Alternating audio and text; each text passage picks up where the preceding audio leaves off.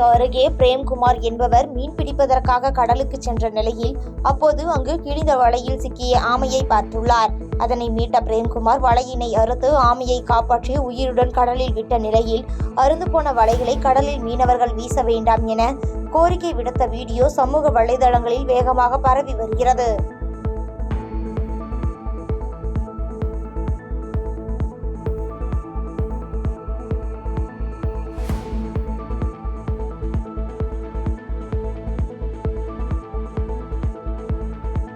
ராமநாதபுரம் மாவட்டத்தில் இலங்கைக்கு கடத்த இருந்த 10 லட்சம் ரூபாய் மதிப்பிலான 2 டன் உலர்ந்த இஞ்சியை ஒருங்கிணைந்த குற்ற தடுப்பு பிரிவு போலீசார் பறிமுதல் செய்தனர். பறிமுதல் செய்த இஞ்சியை திருப்புல்லானி காவல் நிலையத்தில் ஒப்படைத்த பின்னர் ராமநாதபுரம் சுங்கத்துறை அலுவலகத்தில் ஒப்படைப்பதற்கான நடவடிக்கைகளை போலீசார் மேற்கொண்டு வருகின்றனர்.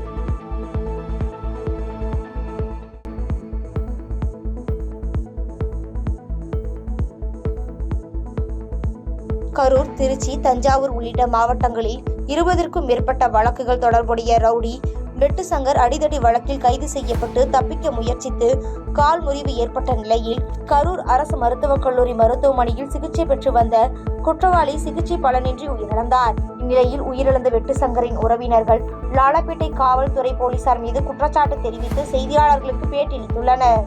போலீஸ்காரங்க லாலாப்பேட்டை போயிருக்காங்க. கிரைம் டீமை வர சொல்லி லாலாப்பேட்டை அடியில் வச்சு காலை ஒடிச்சு விட்டாங்க.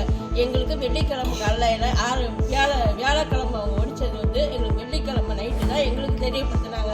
நீங்கள் தான் ஒடிச்சு சார், கீழே விழுவ சார் நான் சொன்னோம்.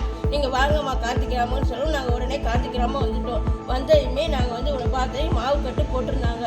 ஏற்றவி போடுற போலீஸ் எல்லாம் பக்கத்தில் இருந்தாங்க. சரிங்க சார், ஜட்ஜே அவங்க அம்மா கிட்டையும் அவங்ககிட்டையும் வாக்குமூலம் கேட்டாங்க. என்ன தம்பின்னு கேட்டாங்க. அவங்க சொன்னாங்க, இப்படி கூட்டிகிட்டு போய் என் பையனை காலை ஒடிச்சிட்டாங்க சார். நான் எதுவுமே தப்பு செய்யலைங்க சார். ஏற்கனவே சக்சம்லாம் எல்லாம் சரியாக போச்சு சார். இப்போ தப்பு எந்த தப்பு நாங்கள் செய்யலை சார். கன்னியாகுமரி மாவட்டம் கருங்கல் அருகே அதிவேகமாக வந்த கனரக லாரி ஒன்று மின்கம்பத்தின் மீது மோதி விபத்துக்குள்ளான சிசிடிவி காட்சிகள் வெளியாகி அதிர்ச்சியை ஏற்படுத்தியுள்ளது. மேலும் விபத்தை ஏற்படுத்திவிட்டு நிற்காமல் தப்பிச் சென்றதை பார்த்த பொதுமக்கள் 8 கிலோமீட்டர் தூரம் துரத்தி கனரக லாரியை மடக்கி ஓட்டுநரிடம் வாக்குவாதம் செய்யும் வீடியோ காட்சிகள் வெளியாகி பரபரப்பை ஏற்படுத்தியுள்ளது.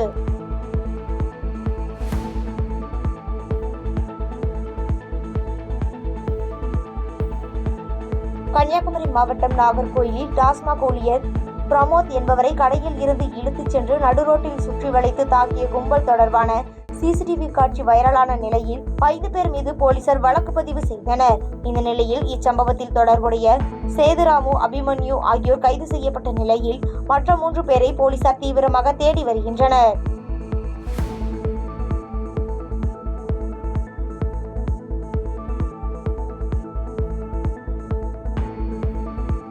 திருப்பத்தூர் மாவட்டம் நாற்றம்பள்ளி அருகே சாலையை கடக்க முயன்ற பெண் மீது கார் மோதி அருகே உள்ள வீட்டில் புகுந்து விபத்துக்குள்ளானதில் காரை ஓட்டி வந்த ஓட்டுநரும் சாலையை கடக்க முயன்ற கவிதா என்பவரும் சம்பவ இடத்திலேயே உயிரிழந்தனர். தகவல் அறிந்து சம்பவ இடத்திற்கு விரைந்து வந்த நாற்றம்பள்ளி போலீசார் உடலை கைப்பற்றி விசாரணை மேற்கொண்டதில் காரை ஓட்டி வந்த நபர் கோயம்புத்தூர் பகுதியைச் சேர்ந்த மோகன்தாஸ் என்பது முதற்கட்ட விசாரணையில் தெரிய வந்துள்ளது.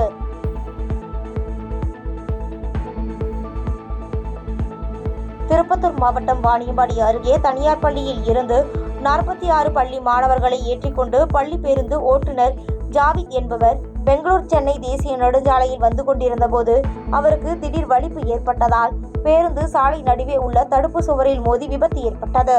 ஓட்டுநர் மருத்துவமனையில் சிகிச்சை பெற்று வரும் நிலையில் இந்த விபத்தில் பேருந்தில் பயணம் செய்த மாணவர்கள், ஆசிரியர்கள் அதிர்ஷ்டவசமாக உயிர் தப்பிய நிலையில் இது குறித்தான சிசிடிவி காட்சிகள் வெளியாகி அதிர்ச்சியை ஏற்படுத்தியுள்ளது.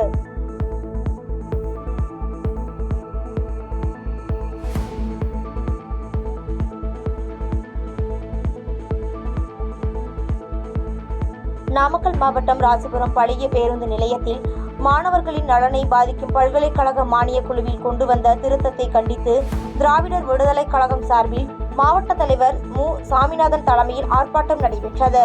பல்கலைக்கழக மானியக் குழுவின் திருத்தத்தை திரும்ப பெற வலியுறுத்தி விசிக, ஆதித்தமிழர் பேரவை, திராவிடர் விடுதலைக் கழகத்தைச் சேர்ந்த நிர்வாகிகள் உள்ளிட்ட பலர் கலந்து கொண்டு ஆர்ப்பாட்டத்தில் ஈடுபட்டனர்.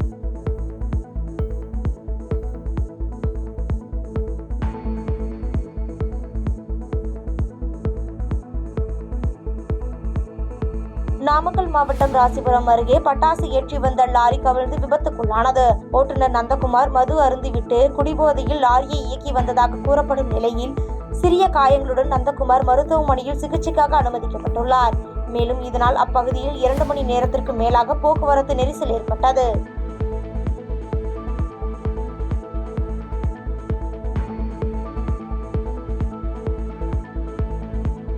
விருதுநகர் மாவட்டம் சிவகாசியில் மாரடைப்பால் உயிரிழந்த ஆயுதப்படை காவலர் மாரிச்செல்வம் என்பவர் குடும்பத்திற்கு 2009ஆம் ஆண்டு அவருடன் பணியில் சேர்ந்த சக காவலர்கள் அவரது குடும்பத்தினருக்கு 25 லட்சம் ரூபாய் நிதியுதவி வழங்கினர். முன்னதாக அவரது உருவப்படத்திற்கு மலர் தூவி மெழுகுவர்த்தி ஏந்தி அஞ்சலி செலுத்தினர்.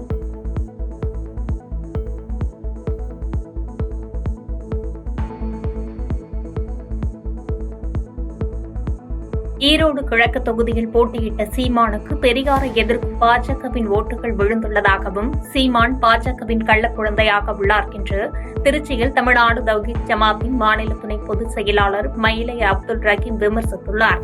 வருகின்ற 16ஆம் தேதி திருச்சி உழவர்களின் சந்தையில் தமிழ்நாடு தவ்ஹீத் ஜமாத்தின் சார்பில் ஏகத்துவ எழுச்சி மாநாடு நடைபெறவுள்ளது தொடர்பாக செய்தியாளர்களுக்கு பேட்டியளித்த அவர், இந்த மாநாட்டில் தற்போது சமூகத்தில் நடைபெற்று வரும் சம்பவங்கள் குறித்து முழுமையாக விவாதிக்கப்படும் என்று தெரிவித்தார்.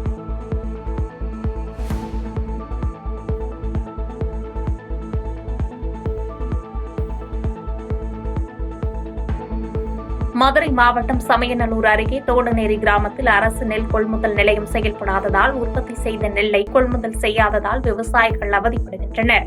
பல்வேறு இயற்கை சீற்றத்தாலும் நோய் தாக்குதலில் இருந்தும் நெல்லை உற்பத்தி செய்த நிலையில் அரசு விவசாயிகளின் நிலையை புரிந்து கொண்டு நேரடியாக கொள்முதல் செய்ய வேண்டும் என கோரிக்கை விடுத்துள்ளனர்.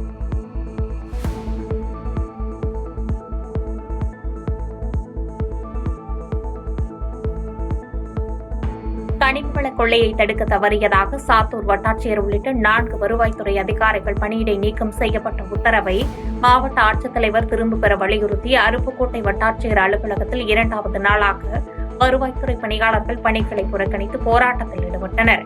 இந்த தொடர் போராட்டம் காரணமாக வட்டாட்சியர் அலுவலக பணிகள் முடங்கியதால் பொதுமக்கள் பாதிக்கப்பட்டனர்.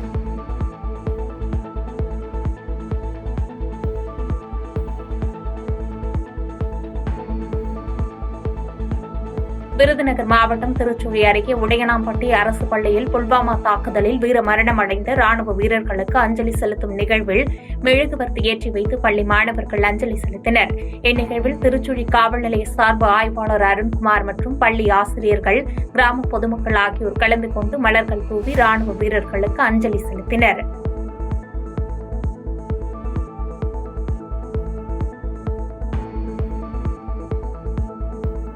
ஐந்து மாவட்டங்களின் நீராதாரமான வைகை அணையை தூர்வார வேண்டும் என வலியுறுத்தி வைகை அணை நீர்த்தேக்க பகுதியில் இறங்கி போராட்டத்தில் ஈடுபட முயன்ற சென்னையை சேர்ந்த நர்மதா என்ற பெண் சமூக ஆர்வலரால் பரபரப்பு ஏற்பட்டது. கொங்கு மண்டலத்தில் அத்திக்கடவு அவிநாசி திட்டத்தை நிறைவேற்ற முழு முயற்சி எடுத்த அதிமுக திமுக கட்சிகள் 5 தென் மாவட்டங்களின் நீராதாரமான வைகை அணையை கண்டுகொள்ளாமல் உள்ளதாக குற்றம் சாட்டிய அவர், அனுமதியின்றி போராட்டம் நடத்த முயன்றதாக அப்பெண்ணை கைது செய்து போலீசார் விசாரணை நடத்தி வருகின்றனர். ஏற்கனவே இந்த வைகை நதிக்காக நான் 2017 போராட்டம் பண்ணி கைதாகியிருக்கிறேன். தற்போது சமீபத்தில் பிப்ரவரி 9ஆம் தேதி அத்திக்கடவு அவிநாசி பணி நிறைவடைந்ததற்காக எடப்பாடி பழனிசாமிக்கு கொங்கு மண்டலத்தில் சிறப்பான பாராட்டு விழா நடத்தப்பட்டது. அத்திக்கடவு அவிநாசி திட்டத்துக்காக ஒதுக்கப்பட்ட நிதி 16,42,00,000. ஆனால் 16,42,00,000 லட்சம் பணத்தை உடனடியாக ஒதுக்கீடு பண்ண பணத்தை உடனடியாக கையில் எடுத்து 85% பணிகளை 85% பணிகளை எடப்பாடி பழனிசாமி உடனடியாக முடிச்சு கொடுத்து மீதி 15% பணிகளை திமுக முடிச்சு கொடுத்துச்சு. ஆனால் வைகை நதியில் பார்த்தீங்கன்னா அதிமுகவும் சரி திமுகவும் சரி இதை கண்டுக்காம புறக்கணிப்பு பண்ணிட்டாங்க. காதலர் தினத்திற்கு எதிர்ப்பு தெரிவிக்கும் வகையில் கைகளில் தாலி மற்றும் மாலைகளுடன் வைகை அணை பூங்காவிற்கு வந்த இந்து முன்னணி அமைப்பினரால் பரபரப்பு ஏற்பட்டது. காதல் ஜோடிகளாக பூங்காவிற்குள் வருபவர்களை பிடித்து அதே இடத்தில் திருமணம் செய்து வைக்க தேடிய அவர்கள் திருமணம் முடித்து குடும்பத்தோடு பூங்காவிற்கு வந்திருப்பவர்களுக்கு இனிப்புகள் கொடுத்து வரவேற்றதோடு ரோமியோ ஜூலியட் போன்று ஆங்கில வழியில் வந்த காதலையும் காதலர் தினத்தையும் கண்டிப்பதாக கூறி வைகை அணை பூங்காவின் நுழைப்பகுதியில் கண்டன கோஷம் எழுப்பினர்.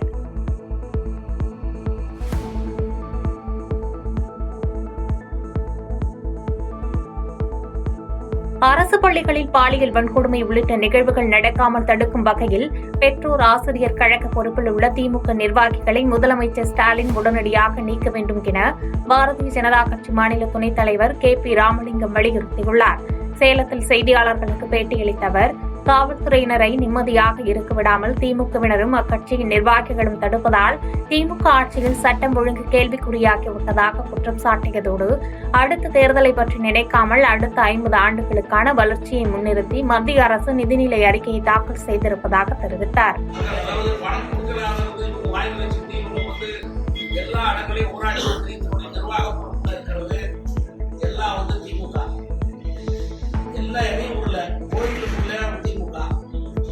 பள்ளிக்கூடத்துக்குள்ள திமுக எப்படி பெற்றோர் ஆசிரியர்கள் சொல்லிட்டு ஆக திமுகவுடைய நிர்வாகிகள் எல்லா இடத்துலையும் இந்த 100 நாள் வேலைவாய்ப்பு திட்டத்துக்கு வந்து பஞ்சாயத்து போர்டு பிரசிடன்ட் 75% திமுக உட்கார வச்சுட்டு 2019ஆம் ஆண்டு நடைபெற்ற புல்வாமா தாக்குதலில் உயிரிழந்த 40 ராணுவ வீரர்களுக்கு கன்னியாகுமரி மாவட்ட ஆட்சியர் அலுவலகம் முன்பு கன்னியாகுமரி ஜவான்ஸ் அமைப்பு சார்பாக நடத்தப்பட்ட நினைவஞ்சலியில் திரளானோர் கலந்து கொண்டு மரியாதை செலுத்தினர்.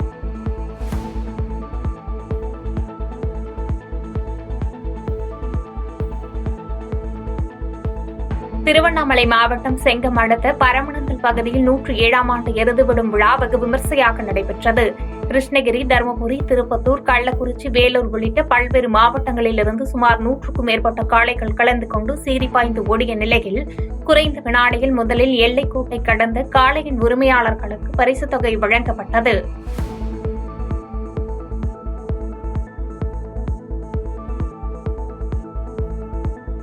பாதகம் செய்பவரை கண்டால் நாம் பயம் கொள்ளலாகாது பாப்பா. மோதி மிதித்துவிடு பாப்பா, அவர் முகத்தில் உமிழ்ந்துவிடு பாப்பா. அண்மை செய்திகளை உடனுக்குடன் தெரிந்து கொள்ள இணைந்திருங்கள் எம் நாடு தொலைக்காட்சியுடன்.